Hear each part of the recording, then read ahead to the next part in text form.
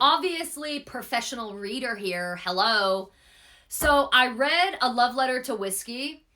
Okay, this is a romance that I don't even know like where to start on this one either. Like, okay, so there's two best friends. And they've been best friends since like primary school, right? And so they meet this guy and he starts dating the best friend. Well, she's like doing cheer and like the whole thing, right? And he played basketball, you know what I mean? Like they were just a thing. Well, him and the best friend hang out all the time because she's always busy with cheer.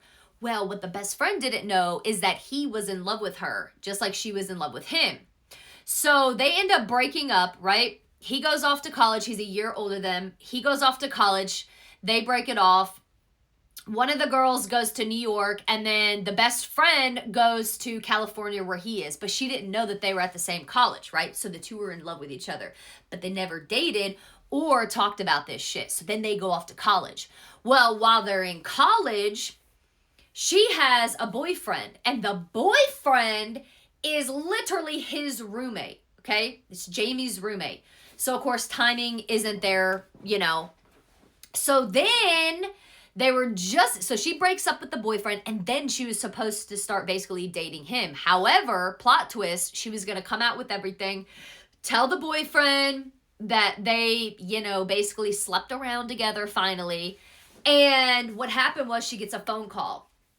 Her dad passed away. So she moves back home, finishes college out there, okay?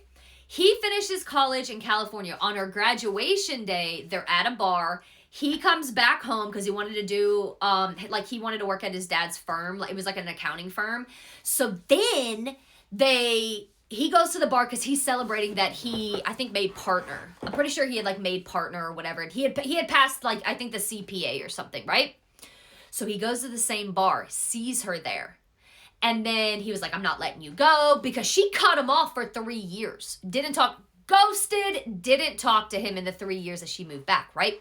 So he's like, I'm not letting you leave again. And she's like, well, actually, I'm leaving like tomorrow or the next day, because she literally was going to another state to finish her master's. And she was interning because she was becoming a writer or whatever, you know, doing that sort of thing.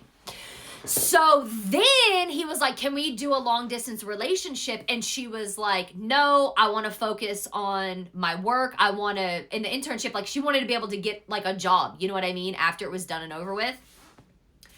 So then she finds out later on, guess what? I'm going to ruin the book for you guys. So if you don't want me to ruin it at this point, then stop watching the video because I'm going to ruin it for you guys. Okay, so then he is getting married. And she's like, whoa, what the hell? And he wanted her to be his best man, but obviously female. So then she goes to the wedding, right? Goes to the wedding. But then on the day before the wedding, they were doing like the bachelor thing. So they did like a camping trip, right? So they do a camping trip, don't do anything. But on their wedding day, he finds out that his soon-to-be wife cheated on him because she was jealous of the girl. So she cheats on him. He's like, nope, we ain't getting married, okay? So then they think like time is on their hands.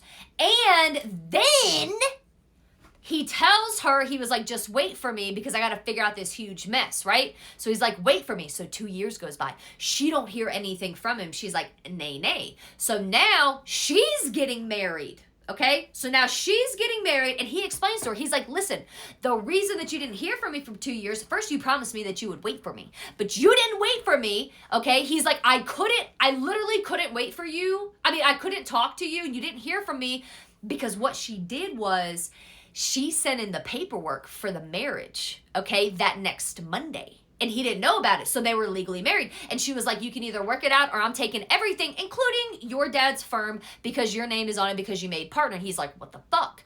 And so he had to deal with all the lawyers, couldn't have any contact whatsoever because he didn't want to lose everything, right? So then the day that he gets his divorce papers in, okay, the day he gets his divorce papers in is the day he gets the invitation for her to get married. So he goes, shows up, gets on a flight, shows up at her door, and he's like, what the fuck? Like, why are you over here? Like, what are you doing? You're not getting married. It's not happening. And she's like, what do you mean? I'm getting married, blah, So then she gets married, right? She gets married.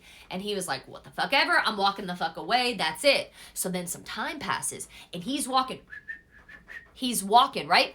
And he sees in a bookstore that there's a book that's literally titled A Love Letter to Whiskey, okay? Literally titled that. And he realizes it's for him because, see, she called him whiskey, if you didn't know. She called him whiskey. Nay, it wasn't about alcoholics. She called him whiskey because of his eyes, and it reminded her of that because she was so addicted to him. You see what I'm saying?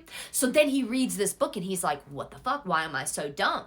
So then he goes back to find her, and he's like, hey, I read your book, and what the fuck? And she was like, well, basically, whenever you showed up here, this last time before that, she's like, I was back in my apartment because she divorced homeboy after, I think, like 4 or 5 months. So then they were like, so then they were talking about the book, and then clearly you can see the ending for that. Okay, bye.